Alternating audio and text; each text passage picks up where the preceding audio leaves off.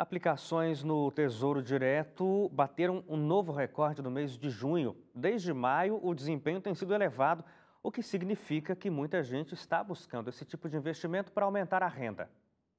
Num cenário de crise política, de uma forma ou de outra, a economia do país é afetada. E você certamente já deve ter ouvido alguém comentar como está sendo atingido pela crise. Quando isso acontece, as pessoas buscam alternativas para driblar os problemas financeiros e manter a saúde do bolso. Para quem pode, poupar é uma boa opção. E com as taxas da poupança abaixo da inflação, um tipo de aplicação financeira que tem atraído muita gente é o Tesouro Direto, que é um programa do Tesouro Nacional de vendas de títulos públicos pela internet.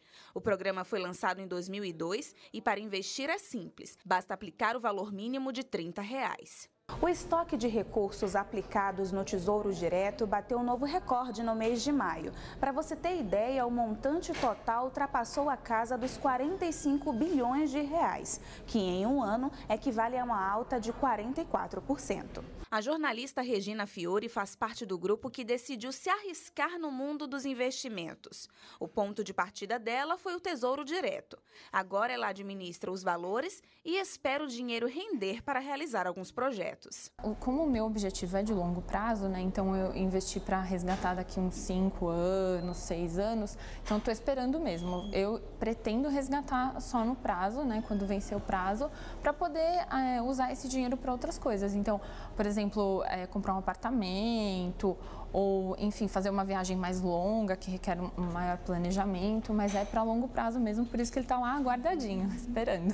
O Tesouro Nacional registrou que foram feitas mais de 220 mil operações de investimentos só no mês de maio deste ano. Na maioria das vezes, investimentos de até R$ 5 mil, o equivalente a 75,4% dessas operações. O total de investidores ativos no programa já alcançou pouco menos de 500 mil investimentos. Quando uma pessoa investe nos títulos do Tesouro Direto, em geral, é quando ela vem saindo da poupança, né? Ela sai do banco, ela entra numa instituição financeira de menor porte, que distribui esses títulos do Tesouro Nacional, que pagam taxas, ou seja, pagam taxas melhores do que a poupança. Ele tem um retorno mais atrativo, sendo que o risco é praticamente o mesmo, até porque risco da poupança e os títulos do Tesouro Direto, ambos são risco do governo. O analista-chefe dessa corretora de investimento explica que mesmo com a crise o que acontece é o seguinte: aplicações como o Tesouro têm muito mais segurança, já que é mais fácil uma empresa privada vir à falência do que o próprio governo. É muito mais fácil e mais seguro você investir, por exemplo, num título do governo do que você investir dentro de uma empresa, né? Porque as empresas podem quebrar. O governo não, o governo ele pode emitir novas dívidas para pagar aquelas dívidas anteriores. Tem, de certa forma, um pouco mais essa flexibilidade. Quando você investe nos títulos do governo federal, sem dúvida alguma, é o título mais seguro de um país. Para esse educador financeiro, investimentos no Tesouro Direto são bons sim, mas os riscos não são tão baixos na opinião dele. Para ele, o ideal é fazer investimentos de forma descentralizada. É importante que você não centralize, não só no Tesouro Direto, mas também em qualquer outro tipo de aplicação. É importante saber que o Tesouro Direto não tem garantia do fundo garantidor. Por exemplo, o CDB tem, LCI tem, cadeia de poupança tem, LCA tem, até 250 mil. Se aquela instituição financeira quebrar, legal, eu tenho uma garantia daquele fundo garantidor de crédito. No caso do Tesouro Direto, é diferente. Já o Tesouro Direto, a garantia é o governo federal. Se o governo federal quebrar, eu perco esse dinheiro sim, se tiver qualquer problema no governo federal. No final das contas, qualquer tipo de investimento tem seus riscos. O essencial é identificar o seu perfil e fazer a aplicação de acordo com os seus projetos. Aí sim, aproveitar os rendimentos para realizar sonhos. Eu sempre falo que o melhor investimento não é aplicar nesta ou naquela aplicação, é guardar dinheiro. E quando eu guardo dinheiro, eu tenho que ter um propósito. Qual é o propósito e quanto tempo? Aí eu decido qual aplicação será a melhor.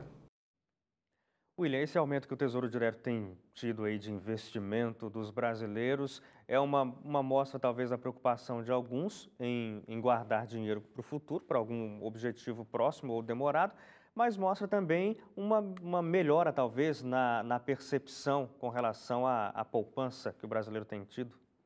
É uma situação na qual o receio de problemas econômicos e a incerteza futura faz com que uma parte da população, e aliás uma parte bem pequena da população, Bem pequena, né? Tanto apesar do aumento, ainda é muito pequeno. menos de 1% da população que tem aplicação no mercado financeiro, digamos assim, né?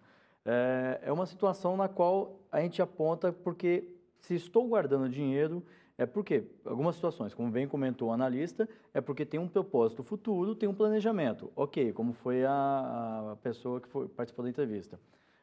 Agora tem uma outra situação. Eu gostaria de utilizar esse dinheiro agora, mas só que eu não tenho segurança de que no futuro eu vou ter uma economia segura para poder me garantir o retorno desse investimento.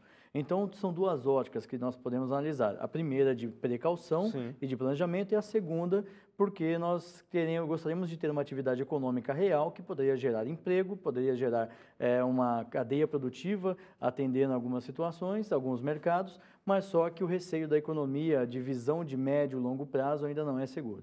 Então, são dois pontos que precisam ser analisados. O primeiro é garantia. O segundo é a ausência de garantia por parte de uma política pública de crescimento econômico. Claro. Uma coisa interessante dentro disso aí é que o Tesouro Direto, a garantia dele é o próprio governo. É claro que é uma coisa muito difícil disso acontecer, William, mas na verdade, assim, a gente está comprando a dívida do governo para ajudar o governo a fazer o quê? A investir no Brasil? Deveria ser, mas quando a gente analisa que boa parte desse valor ele é utilizado para pagar as dívidas anteriores, né? É como falou o analista da consultoria. O governo ele tem condições de emitir novos títulos para poder garantir as dívidas anteriores. Ou seja, fica nessa situação. O ideal seria que captasse essa verba e utilizasse em projetos de infraestrutura, que gerasse demanda e ativasse a cadeia produtiva.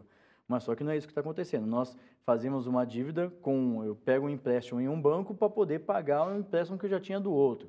Quando estiver vencendo desse que eu tomei, eu vou para outro banco pegar empréstimo. E assim vai se viciando a estrutura. E nós temos um sistema financeiro que gosta bastante disso e que o governo tem que honrar com seus compromissos, tanto que a LDO contempla um superávit primário justamente para poder atender essa demanda. Inclusive, essas dívidas que o governo expede dentro do Tesouro Nacional, que são compradas por brasileiros, também está contemplado nesse pagamento de dívidas? É tudo uma coisa só? Tudo uma coisa só. São compromissos que o governo tem que tem que honrar para não ter problema na praça, digamos assim. Sim.